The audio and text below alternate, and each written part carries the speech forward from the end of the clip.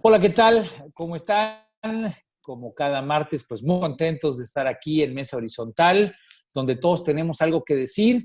Y bueno, pues hoy con uno de los grandes temas que han estado en la polémica nacional, el tema del Instituto Nacional Electoral. El día de mañana, pues habrá de discutirse sobre estas quintetas que fueron presentadas por la Comisión Técnica para elegir a 4 consejerías, seguramente 2 nuevos consejeros, 2 nuevas consejeras. Y pues me siento realmente contento, muy agradecido de que esté con nosotros el doctor Luis Carlos Ugalde. Bienvenido, mi querido Luis Carlos. Es realmente un honor para nosotros contar con tu presencia. Como ustedes saben, Luis Carlos pues es cabeza hoy de un importante grupo de consultores que es Integralia. Se ha dedicado a hacer reportes muy importantes, no solamente sobre el tema del Congreso, incluso uno nuevo en materia de inseguridad, pero bueno, pues su experiencia, especialmente como alguien que fue presidente del Instituto Nacional Electoral, es realmente trascendente en un momento en el que el INE pues está en boca de todos, o esperemos que esté en boca de todos. Bienvenido, Luis Carlos, muchas gracias. Gracias, Armando. Gracias a todos por invitarme a platicar. Y bueno, pues le agradezco muchísimo a Jimena Céspedes. Como ustedes saben, ella es pues cabeza de Metrix y además de ser nuestra principal antropóloga sociodigital, es quien nos comenta cada martes cómo están las redes, qué es lo que está diciendo la gente en la conversación sociodigital. Mil gracias, Jimena, gracias por estar aquí como cada Gracias a martes. ustedes. Buenas noches.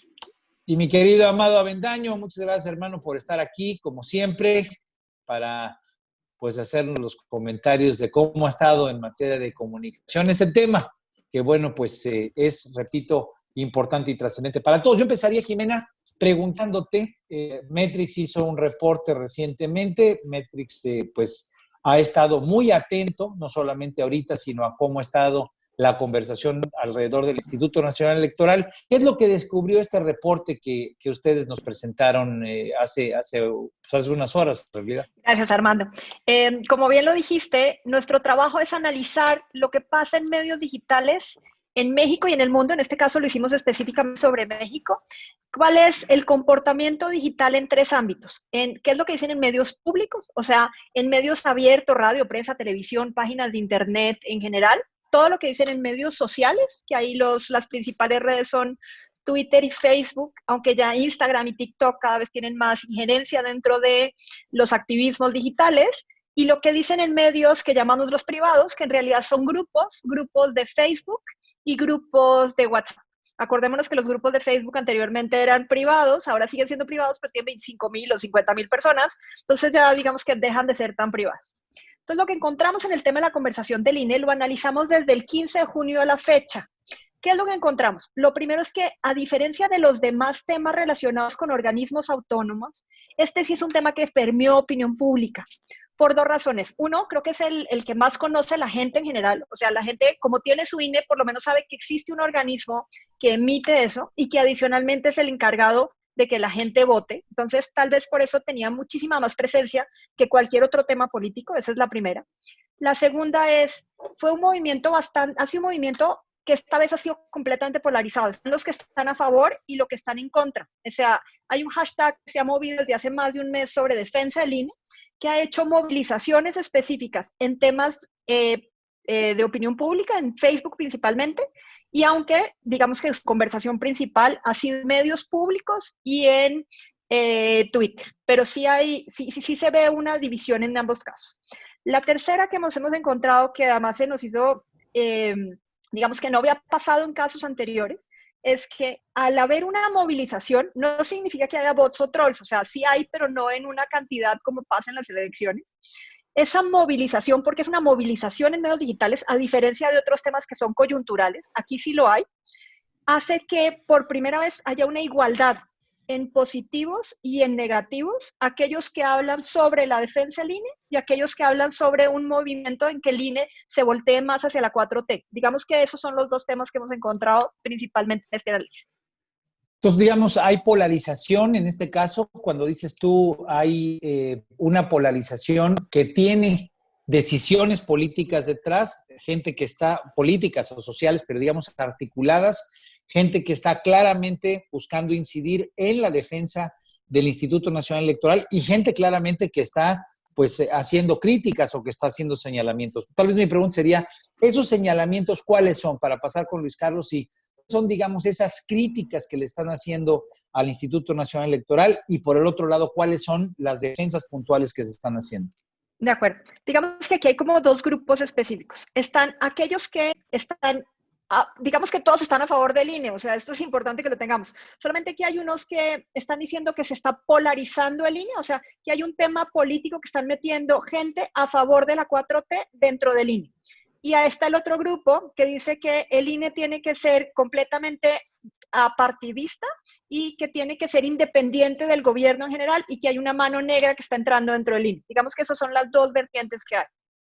Ok, yo recuerdo, Luis Carlos, a mí me tocó estar en la Cámara de Diputados cuando tal vez vivimos una situación más o menos similar hace algunos años, hace poco más de 10 años, cuando lo que se pretendía era, por parte del PRI en aquella época, tener una incidencia en más consejeros, en consejeros que le fueran más cercanos al PRI, y entonces el PRD y el PAN estaban pues siendo muy críticos de que el PRI quería tener correas de transmisión ahí en el instituto. Traigo eso a colación, porque después como que no ha habido esa situación. Ahora, en aquella época no teníamos la presencia de redes sociales como la que ahora existe. ¿Cómo sientes tú, ahora que escuchamos a Jimena, cómo ves tú esa polarización respecto a quienes están en favor de un Instituto Nacional Electoral o de este nombramiento de los consejeros, pues con una situación de defenderlo de la incidencia del poder público, y cómo ves los que están pues señalando que el INE tiene que pues renovarse y moverse más en torno a la cuarta transformación? Esas son, parece ser, las dos polarizaciones que hay, aunque como dice Jimena, no una crítica directa al INE, y ahorita pasaremos a otras críticas que ha habido, especialmente de parte del presidente. ¿Cómo ves tú esta polarización, Carlos? Bueno, primero un comentario de antecedentes. La elección de los consejeros del INE siempre ha sido una elección partidizada. Desde 1996 hasta lo que va a ocurrir mañana, es partidizada. ¿Y por qué es partidizada? Pues porque eso dice la Constitución, los partidos políticos elegirán a los consejeros. Y también tiene razón López Obrador cuando dice que esto ha sido por cuotas. Así ha sido, así fue desde 1996. Yo fui elegido presidente del IFE en 2003 y así fue el proceso. Que haya sido partidizado o por cuotas no significa que todos los consejeros elegidos por uno u otro partido o promovidos respondan a ese partido.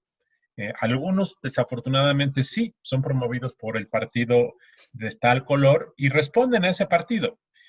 Y así ha sido la historia. Desde 2014, afortunadamente, se metió en la Constitución un mecanismo más profesional, más claro, menos discrecional, que es la creación de un comité técnico de evaluación que básicamente, como en una universidad, saca una convocatoria, hay exámenes escritos, hay una entrevista, hay una evaluación curricular, y mediante un promedio de calificación ponderada, los integrantes de este comité van filtrando de tal forma que de 300, 400 que hubo en esta ocasión, al final quedaron 60, y de esos 60 se entrevistaron y finalmente quedaron 20. Entonces, es un procedimiento mucho mejor, sí. Eso permite que los que lleguen a la tabla, a la mesa final política para decir quiénes son los realmente elegidos, sean gente con las mínimas credenciales de competencia y experiencia. Entonces, estamos mucho mejor.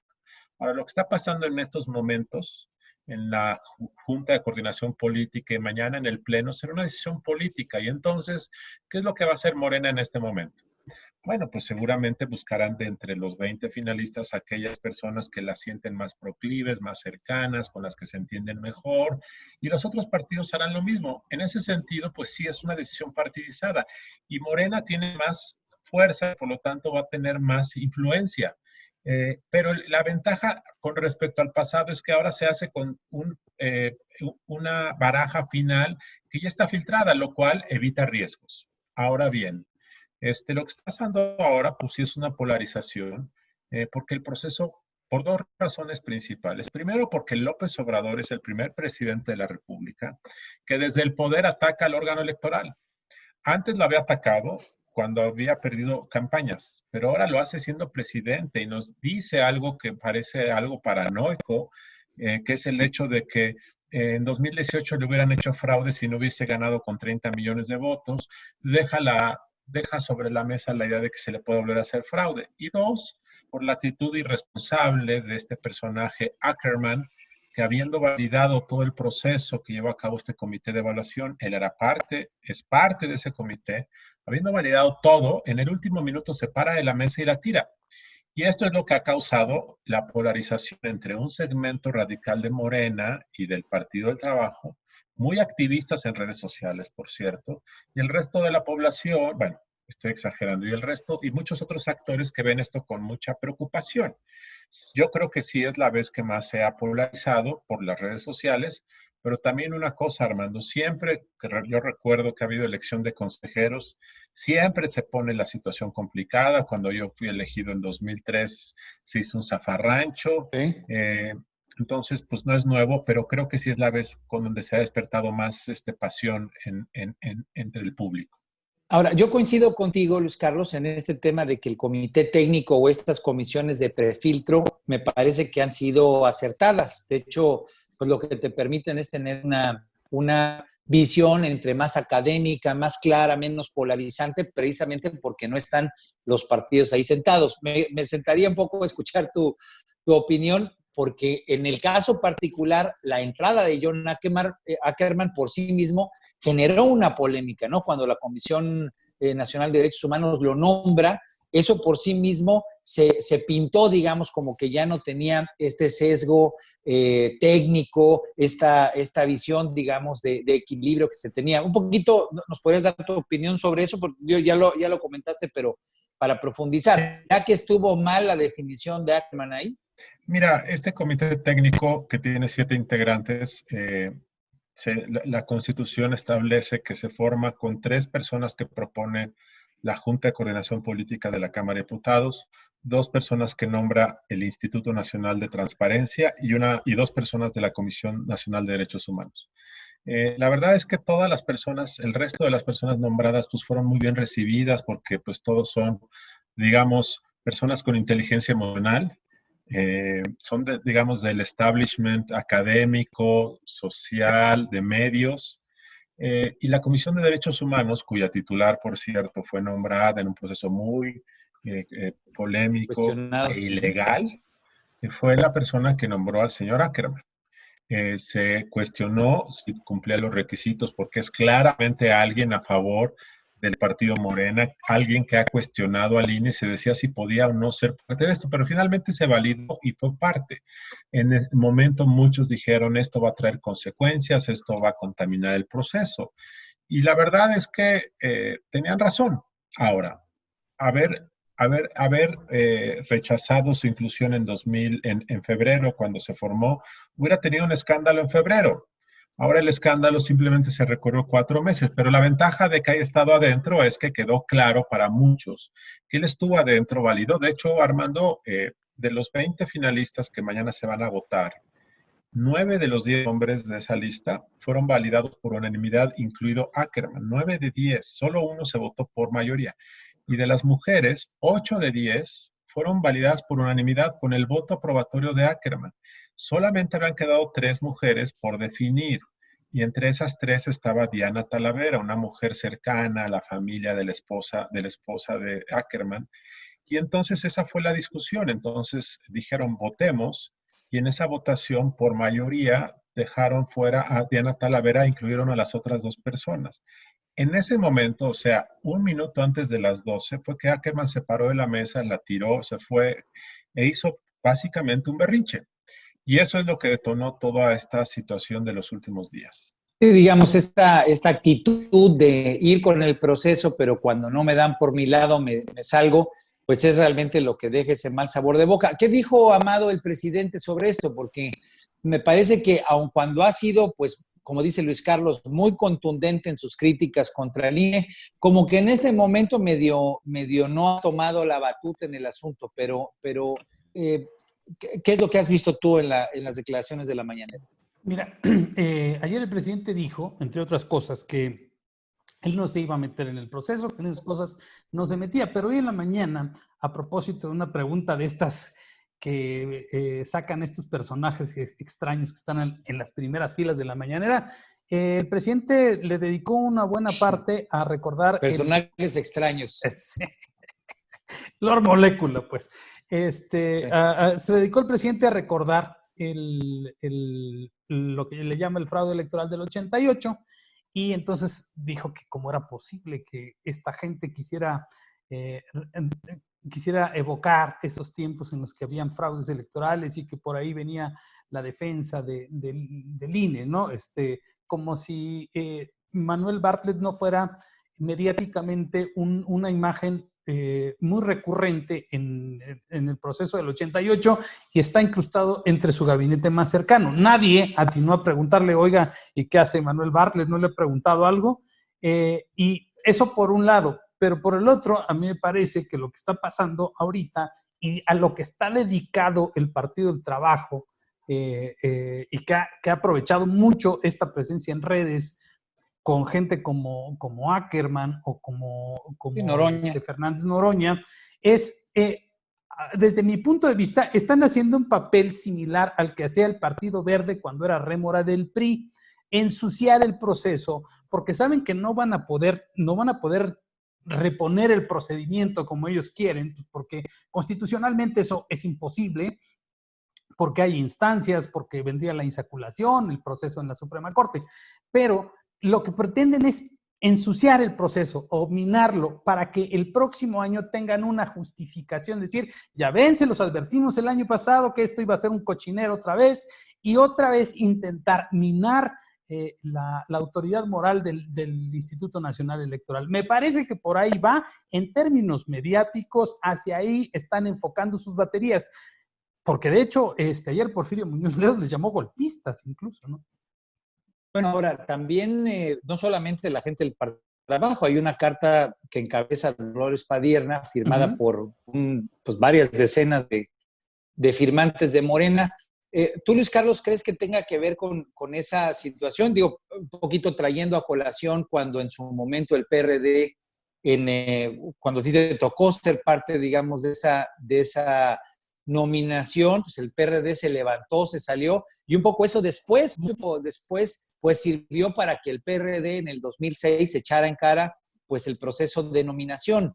¿Tú crees, digamos, que tenga que ver con una actitud estratégica como la que dice Amado? Es decir, dejar un señalamiento en este momento y acompañar con esta actitud legislativa después los señalamientos que el presidente López Obrador ha estado haciendo, digamos, en público contra el INE?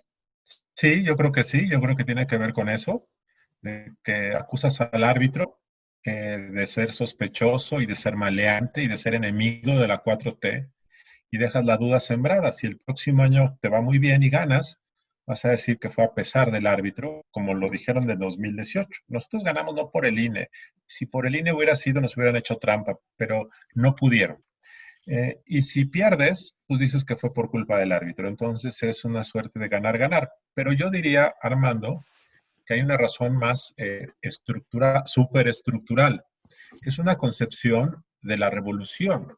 Y esto ha quedado muy claro en los comentarios, por ejemplo, de personajes como Epigmenio Ibarra, de John Ackerman y de otros personajes muy vinculados a los círculos, digamos, de los puristas ideólogos de la 4T, que conciben que esto no es un cambio gradual, que la 4T debe ser un cambio radical revolucionario y que eso significa barrer, destruir para poder construir una nueva etapa del México. Y eso significa eliminar al INE. Si en este momento no se puede hacer, al menos lo que sí se puede hacer es cambiar completamente el perfil de sus integrantes. Para Ackerman, los perfiles de los finalistas son grises. ¿Y saben por qué son grises? Porque él concibe que un consejero del INE debe ser un revolucionario con la hoz y el martillo en la mano, haciendo la revolución de la 4T. Entonces, él ve los perfiles que son mayormente funcionarios, exfuncionarios electorales, académicos, y le parece aberrante porque él quisiera que todo el mundo estuviera en el activismo en las calles, porque para ellos esa es la revolución. Entonces, quieren una institución activista.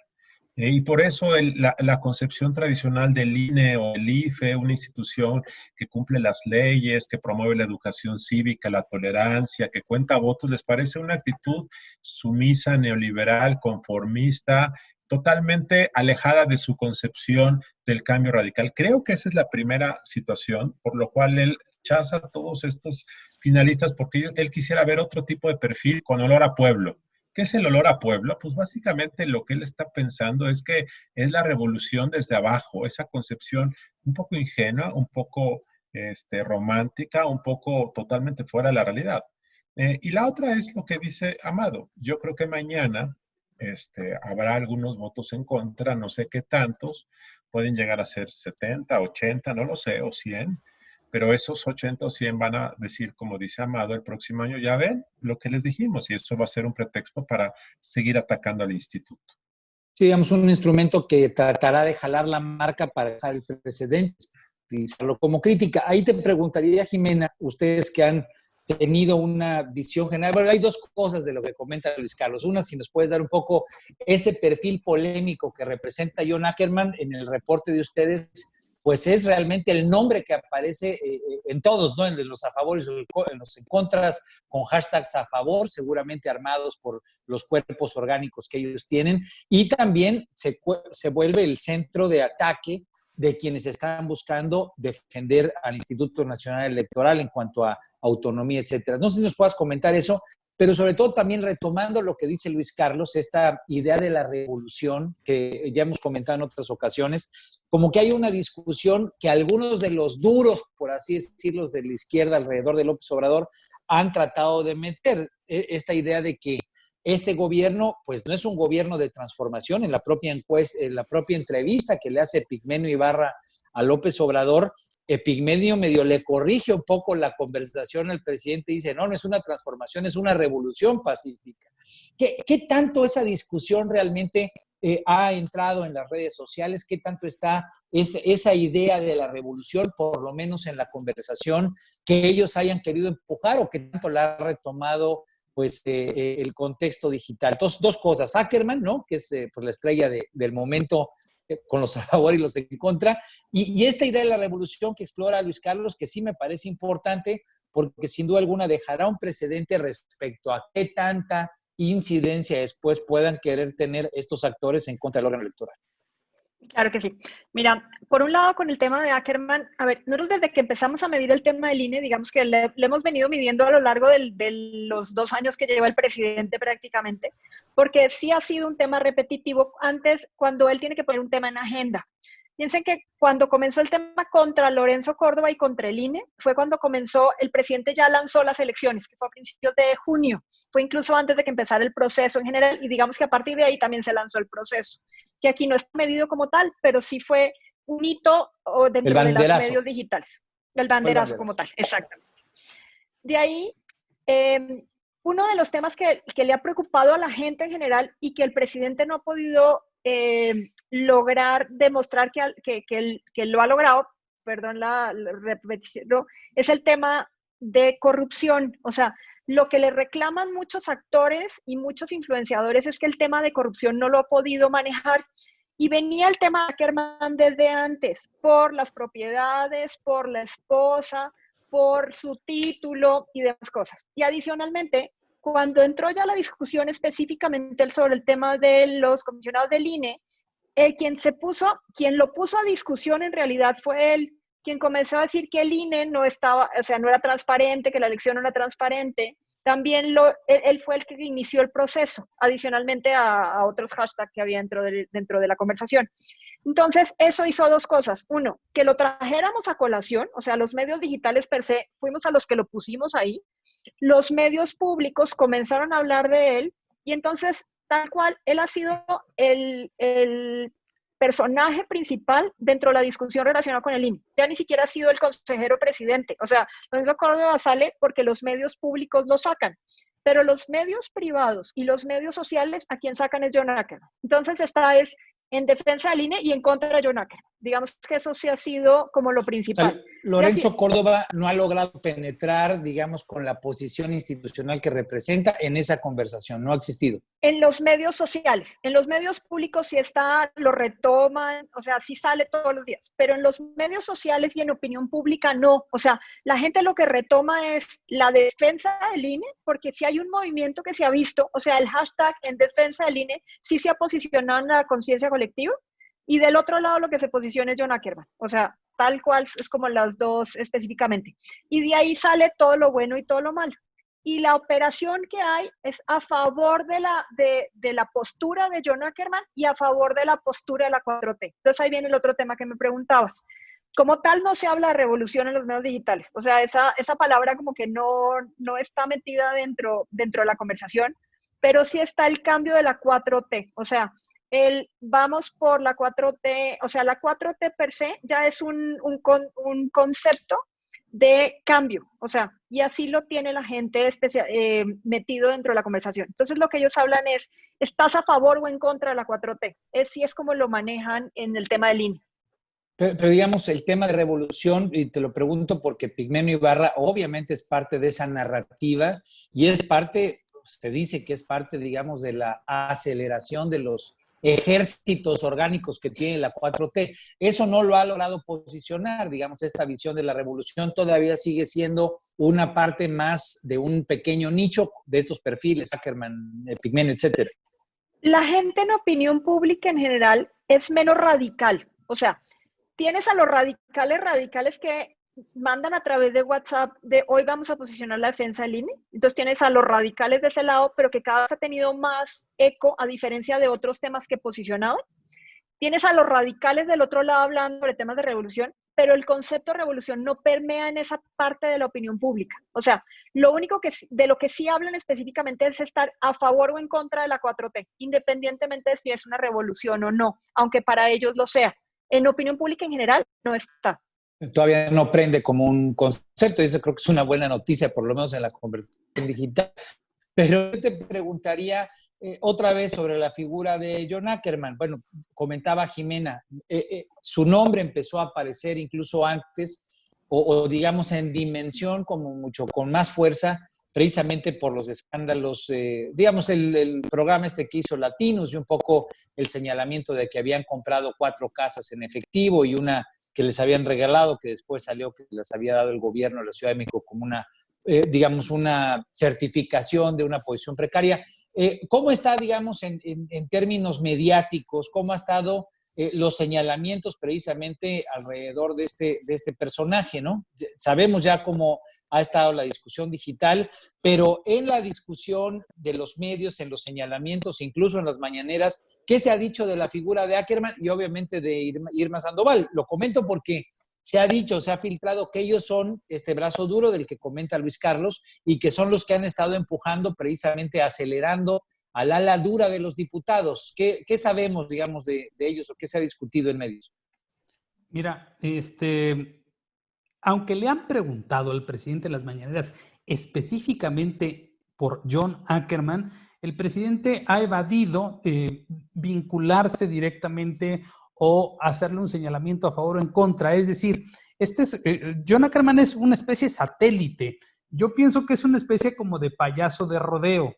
Estos que distraen al toro, si el presidente es el jinete y el toro es la prensa, lo que hace Ackerman es tratar de jalar la atención para disminuirle negativos al presidente. Son este tipo de personajes que funcionan de esa manera y creo que en ese sentido está haciendo su chamba John Ackerman porque atrae muchísimos negativos. Él y otros personajes como Noroña o como Atolini o como Epigmenio jalan muchísima esa parte negativa que le permite al presidente seguir hablando con cierto nivel de independencia sobre estos temas. Si el presidente le hiciera un guiño abierta y directamente de protección a alguien que ni siquiera es de su gabinete, ni siquiera es de su círculo cercano, quizá le daría o lo empodera más o le da cierto nivel de protección. Y me parece que en ese sentido, bien dice Jimena, es la lucha de este personaje contra el INE.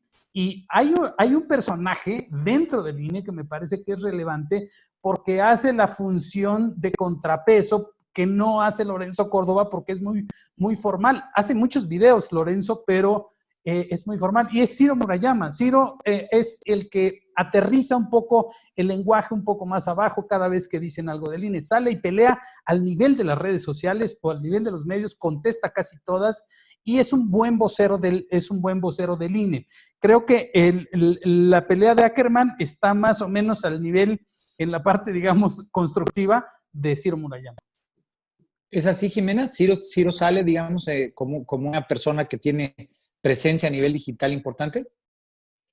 Ahí hay un tema, él solamente está al círculo rojo, o sea, nosotros sabemos quién es, sabemos quién lo sigue, pero él no permea en opinión pública a diferencia de John Ackerman. Ok, digamos, sí se expande no es tan masivo, mucho más. Es correcto. Y eso es algo importante revisar. Bueno, a mí me interesa, Luis Carlos, preguntarte en este contexto, un poco en la profundidad de lo que significa esta discusión. Tú le has estado dando seguimiento, sin duda alguna, a las declaraciones del presidente, a los ataques que le ha hecho al INE, cuando dice que es uno de estos organismos que se crearon durante el periodo neoliberal solamente para dejar pasar las cosas, para tapar las cosas. Un poco se va en contra del INE y se va en contra de todos los institutos autónomos, el INAI, en fin, ha sido reiterativo. ¿Tú crees que sea, digamos, una actitud de pose solamente para tener, digamos, un señalamiento contra lo que no puede controlar, o es algo más de fondo para poder, digamos, recuperar los controles que el presidencialismo pues, fue perdiendo a lo largo del tiempo? Porque al final de cuentas estos órganos autónomos pues, fueron brazos que se le fueron quitando a ese presidencialismo mexicano, y no sé si tú has reflexionado si lo que el presidente quiere es, más allá de la revolución y más allá de destruir todo, más bien recuperar nuevamente los brazos que se le quitaron, específicamente tal vez volver a querer organizar las elecciones el presidente como lo hacía a través de la CEGOP. ¿Cuál es tu reflexión a través de eso? O si solamente es, no solamente pose, sino es pues que le sigue doliendo lo del 2006 al presidente. Yo creo que primero el presidente tiene un estilo gerencial anacrónico y populista. Para él, las instituciones que no dan beneficios directos al pueblo son superfluas, son innecesarias. Lo ha dicho respecto a muchas, lo dijo respecto a la Comisión Federal de Competencia Económica. Dijo, ¿cuál es su utilidad? Y tiene que ver con que tiene una concepción bastante rupestre y rústica sobre lo que es la administración pública. Él piensa que el gobierno debe dar dinero, y debe dar beneficios a la población y debe hacer ciertas cosas básicas.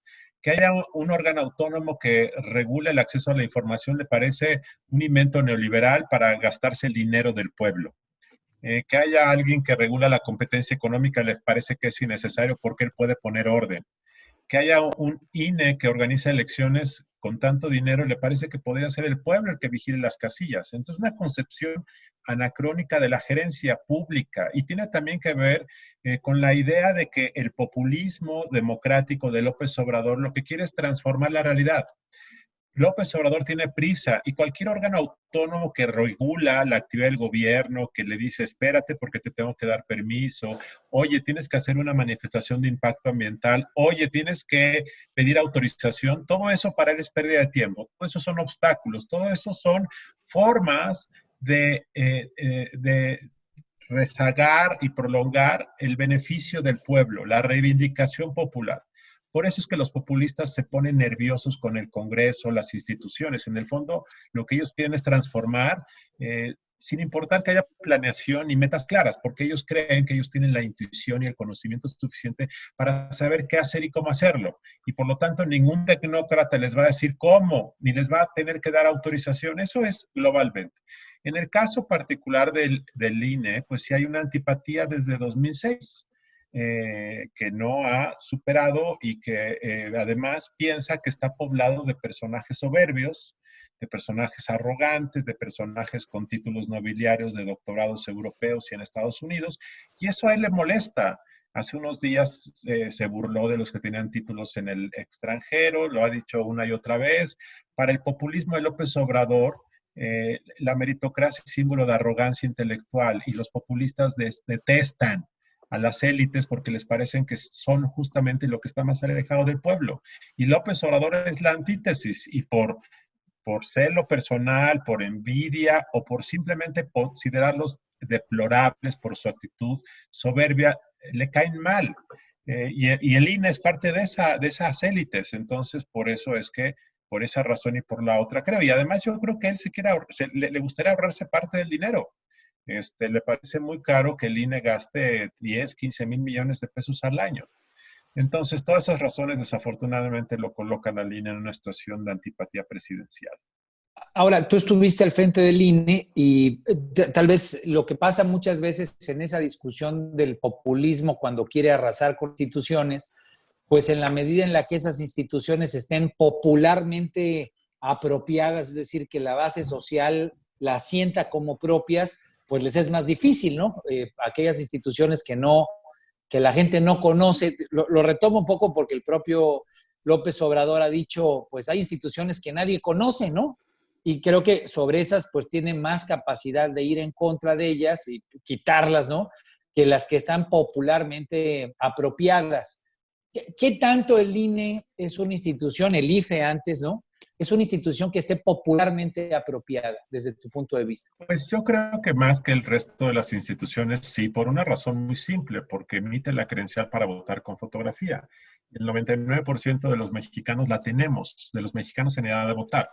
Eso ya coloca al INE en otro nivel de aprobación. La gente ha ido al menos una vez en su vida a un módulo del INE y ve que el servicio es bueno, todo funciona bien, y la credencial que te da sirve para hacer cosas concretas como cobrar un cheque o hacer un trámite en la escuela de tus hijos. Eso es una cosa diferente. Segundo, sin embargo, pues el 20 o 30% de la población le hace caso a López Obrador, y si López Obrador dice que el INE está corrompido, pues esa gente le va a creer.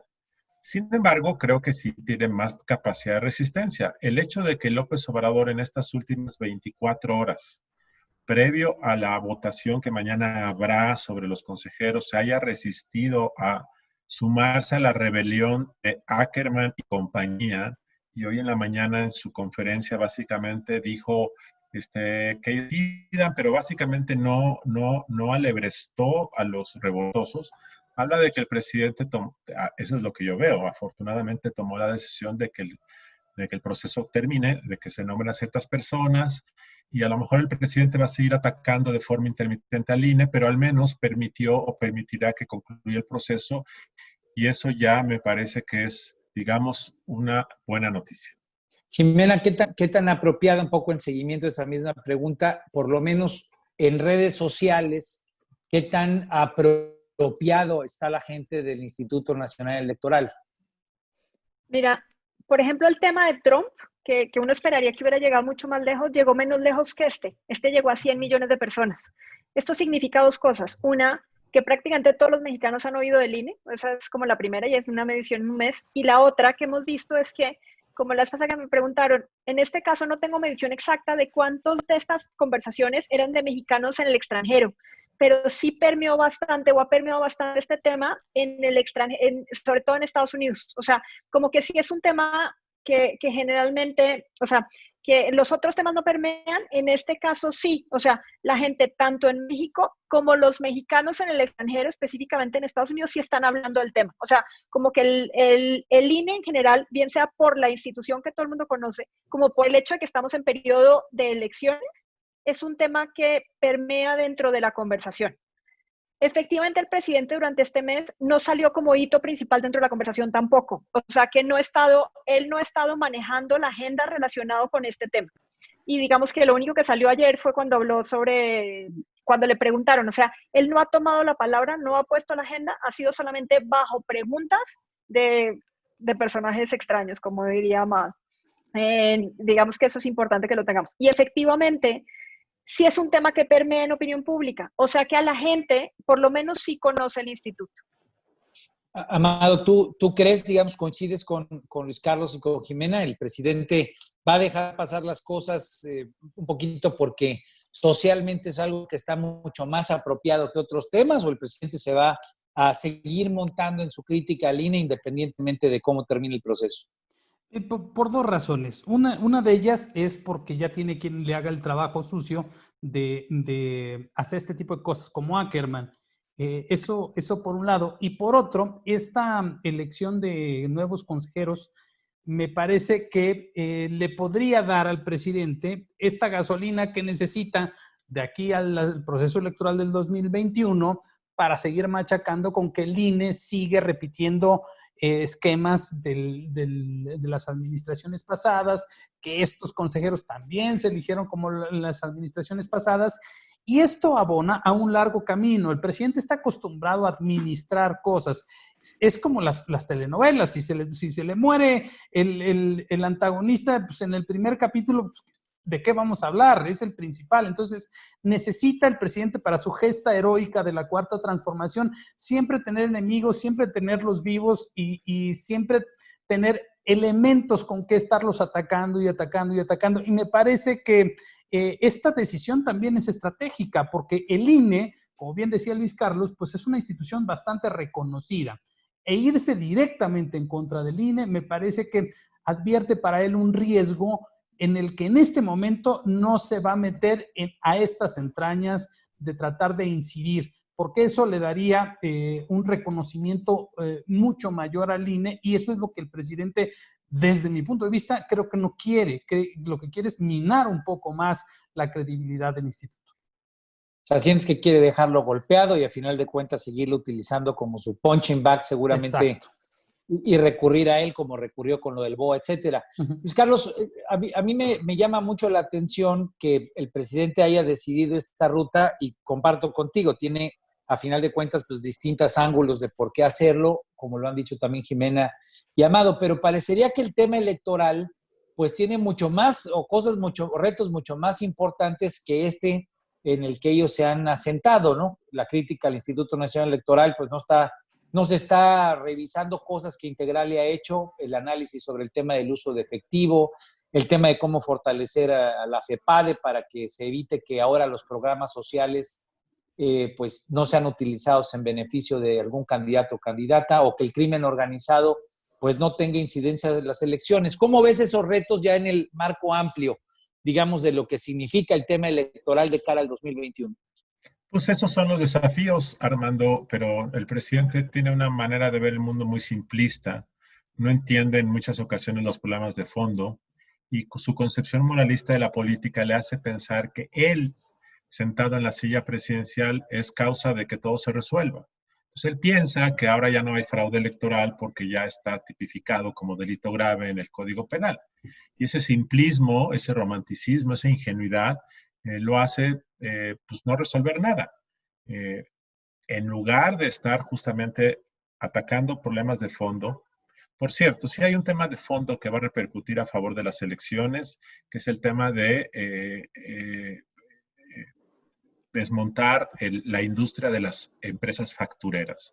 Porque ese tema, como todos sabemos, sí, claro, sido uno de los instrumentos para fondear de forma ilegal campañas. Entonces, ese tema sí es un tema de fondo que va a disminuir los instrumentos de dinero en efectivo para campañas. Pero pues eso sería un acierto. Eso sería un acierto. Eso es un gran acierto, muy positivo, pero fuera de ese acierto muy positivo, el presidente no está haciendo cosas para, por ejemplo, desmontar el fenómeno de compra del voto, para, por ejemplo, desmontar desvío de recursos públicos. Entonces, los problemas persisten. Él piensa que Morena se porta diferente. No es cierto. Los políticos de Morena pues, son bastante parecidos a los demás. Y en muchos casos son peores porque tienen menos cualidades profesionales, menos experiencia, y también porque muchos de ellos piensan que el gobierno es hacer la revolución. Entonces, hay mucho resentimiento en muchos de ellos. Entonces, el presidente no está resolviendo temas de fondo. Sí es cierto que ha promovido, por ejemplo, reducir el financiamiento público de partidos, pero no lo ha hecho con el propósito de que eso ayude a fortalecer a los partidos, sino simplemente como un tema de austeridad. Entonces, le falta imaginación. Como todo populista tiene prisa, no le interesa resolver cosas de fondo. Y entonces, pues básicamente lo que vamos a ver es que en general, creo yo, los mismos problemas de siempre se van a presentar en la elección del próximo año y no se va a haber resuelto nada. Esos temas, Jimena, conforme los contesta Luis Carlos, ¿están presentes en el análisis de la gente, en la discusión digital? ¿O otra vez nos pasa que solamente nos vamos con los espejitos, con lo de Ackerman? Un poco lo que pasa en la discusión digital, desafortunadamente, es que nos quedamos por encimita en los análisis. ¿Hay alguna voz que esté representando la posibilidad de que se analice, que no se utilicen los programas sociales para comprar el voto o para sesgar el voto, por ejemplo? Sí, a ver, el tema de factureras, no, sí es un tema digital, pero no está relacionado con el tema de elecciones. O sea, lo están viendo solamente como un tema económico. Ese, digamos que, aunque existe ahí. Hay un tema que la gente está viendo relacionado con el tema del INE, que es la de revocación de mandato, que ese sí, digamos que lo analizan, o sea, o lo tienen directamente relacionado con el tema del INE. Jimé, perdón, te voy a interrumpir porque Luis Carlos se tiene que ir y sí es importante agradecerle a Luis Carlos la oportunidad de tenerte aquí. Luis Carlos, sabemos que tenemos una reunión, que tienes una reunión y bueno, pues te agradecemos enormemente. Esperamos que salga bien lo de mañana. ¿Cuál es tu auguro? ¿Cuál es tu augurio?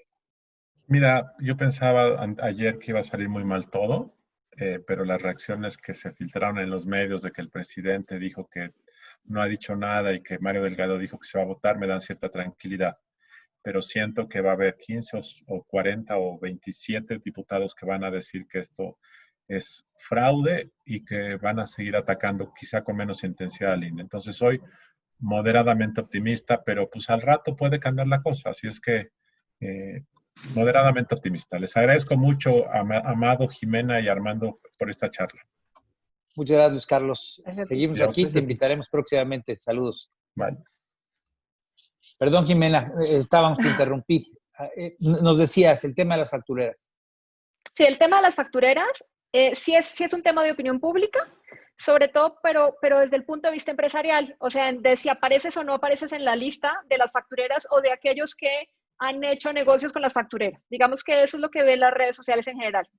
Las redes sociales ven, en el tema del INE específicamente, ven dos cosas. Ven el tema de revocación de mandato. Incluso no sé si han visto, pero ya hay varios grupos dentro de Facebook específicamente que se llaman revocación de mandato. O sea, tanto a favor como en contra. Hay preguntas dentro de las redes sociales. O sea, me imagino que han visto varios en donde estás a favor o no. Digamos que ese tema sí va muy relacionado con el tema del INE. Y la otra, la parte de financiamientos públicos, ese sí, ahorita no está dentro de la conversación general, pero sí estuvo en los meses anteriores relacionado de si le bajaban o no el presupuesto a los partidos políticos.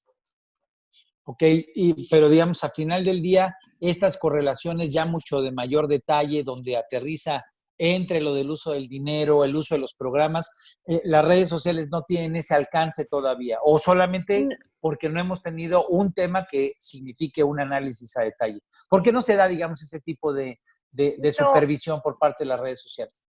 Los análisis específicamente los hacen en medios públicos, o sea, tienes analistas o columnistas que lo ponen en algún medio, y lo que sí se mueve es a través de WhatsApp. O sea, digamos que aquel que lo lee se lo comparte a sus amigos y esos son los dos círculos en donde está.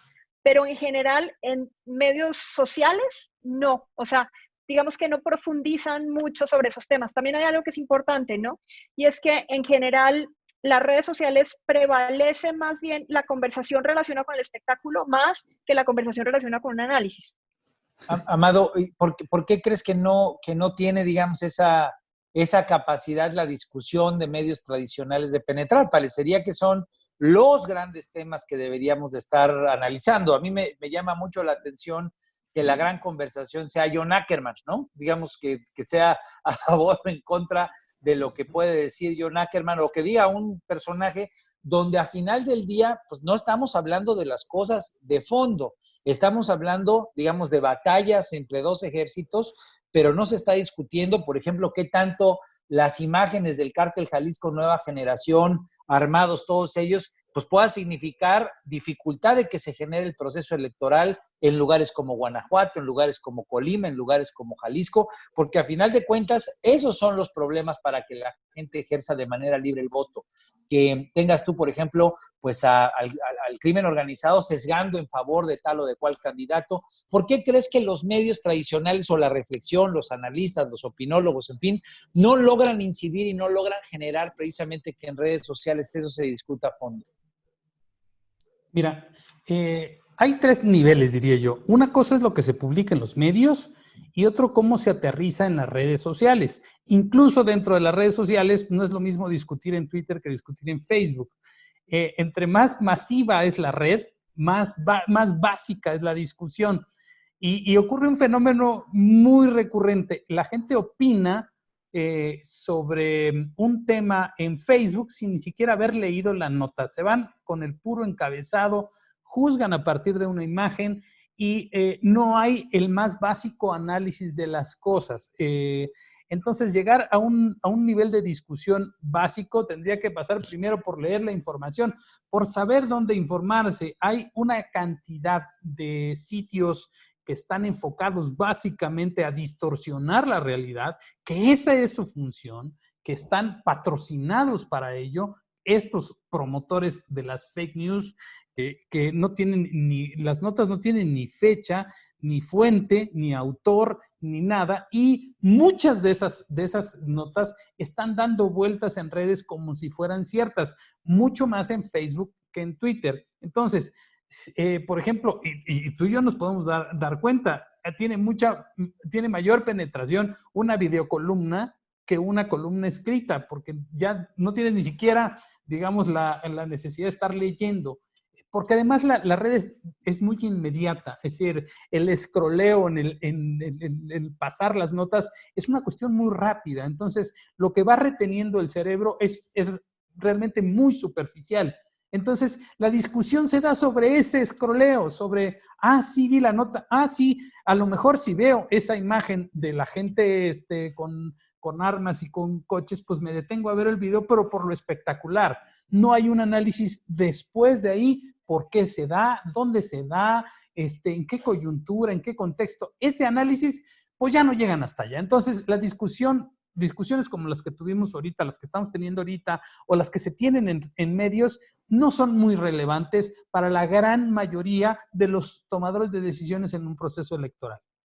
Siguiendo lo que dice Amado Jiménez y un poco entendiendo esta discusión como una de las que tú lo has dicho, ¿no? Sí hay mucha parte de la sociedad que está pues involucrada porque a final de cuentas, tú lo decías, ¿no? Sí ha habido una discusión socialmente casi no me acuerdo el dato, pero era un dato importante, eran 100 millones lo 100 que había millones de tenido personas.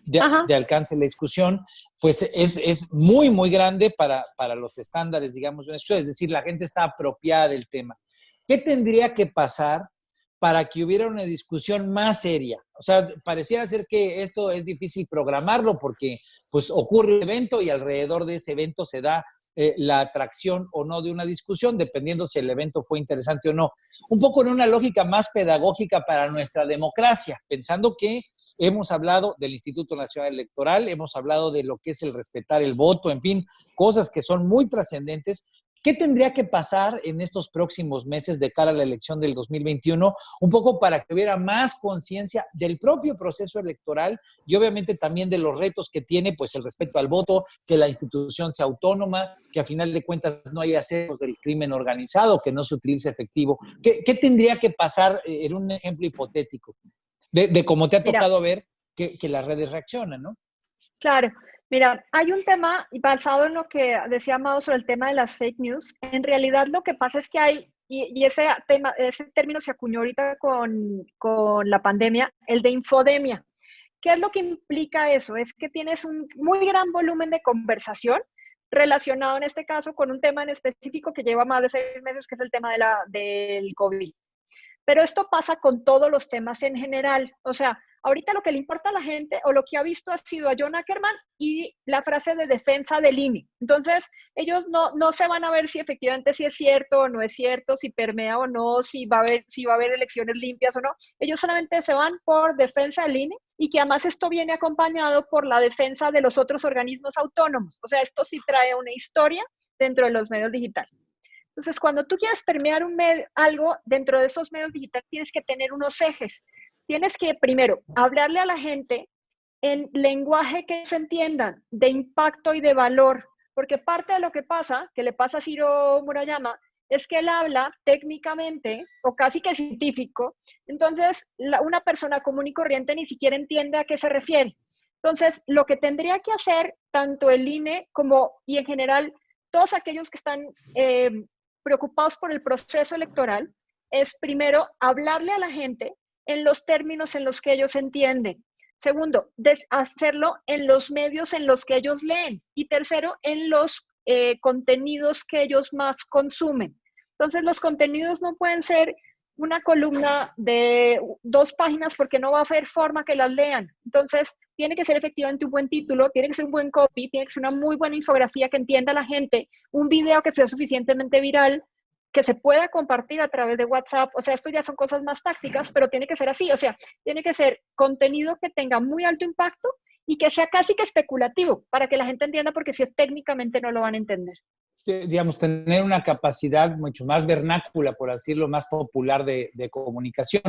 Amado, tú que estás atento a los medios y cómo genera esa conversación, ¿están a la altura, digamos, los medios de ir hacia allá o se han quedado detenidos en la forma tradicional de hacer noticias? Sería un poquito, no solamente de hacer noticias, sino inclusive de exigirle a los actores públicos de que hagan la noticia en esa lógica, porque parecería que tiene todo el andamiaje, tendría que ir hacia allá y si no habrá un distanciamiento. ¿Tendrá que ver con eso lo que genera pues que tengamos eso, el círculo rojo que no logra realmente bajarse al círculo verde y entonces pues tenemos un problema de que no se socializan de manera importante las discusiones que son trascendentes para el país? Mira, yo creo que los medios masivos son masivos por las cuestiones que tienen que ver con el espectáculo, con el show, no meramente con las noticias, ¿no? O con el análisis de la información. Y lo que ha pasado en estos últimos tiempos es que obviamente las redes sociales han ocupado buena parte del espacio de la explicación de las cosas, ¿no?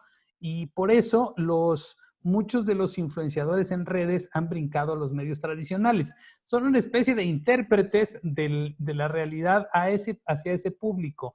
Y la idea de los medios tradicionales de jalar a este tipo de influencers a medios tradicionales, a Cayo, a Chumel, a ese tipo de gente, es porque ellos son capaces de digerir y de sintetizar esa información y tratar de dársela al consumidor, es decir, cambias el canal de consumo del mismo tipo de información, lo digieres y tratas de que el receptor capte cuál es la idea. Y eso es justamente las élites informativas se quedan en la banda de Twitter, ¿no? Que es una banda altamente elitista en donde hay muchísimo ego en el proceso de discusión y no hay una preocupación por digerir la información. Creo que ese ha sido básicamente el error. El presidente López Obrador ha sido tan simple, tan sencillo para mandar mensajes.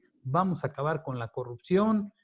Con ese mensaje. Bueno, que ha sido su éxito, entonces. Ese es su éxito, básicamente. Y mientras tanto, las élites informativas están tratando de explicar cosas con términos rebuscados muy basados en las cuestiones del ego, de que veas que yo soy un intelectual y termina por romper. No hay. Creo que una de las grandes oportunidades que se dio en esta 4T es justamente que a todo el mundo nos sacaron de nuestra zona de confort para ver realmente qué cosa es lo que estamos haciendo con nuestro entorno, si nuestro mensaje está llegando, si nos podemos preocupar o no por nuestro entorno social, ¿no? Antes todos vivíamos en una zona de confort y eso me parece que es lo que está pasando hoy. Esta revolución de las conciencias no es solo un asunto de la 4T, todo el mundo estamos preocupados por lo que va a pasar. Llegó de nuevo la incertidumbre, los medios, los actores sociales, los políticos, los empresarios, todos están preocupados por lo que va a pasar, ¿no? Y creo que el que mejor se adapte al cambio, ese es el que va a sobrevivir en estos tiempos. Muy bien, pues Jimena, me quedaría un poco con la proyección de Metrix para la conversación alrededor de este tema. Obviamente dependerá sin duda alguna mucho de lo que pase mañana, pero ¿cómo crees que evolucione la discusión en torno al INE? Obviamente hacia las próximas semanas, tal vez hacia los próximos meses, de cómo has visto que ha sido la discusión alrededor del INE.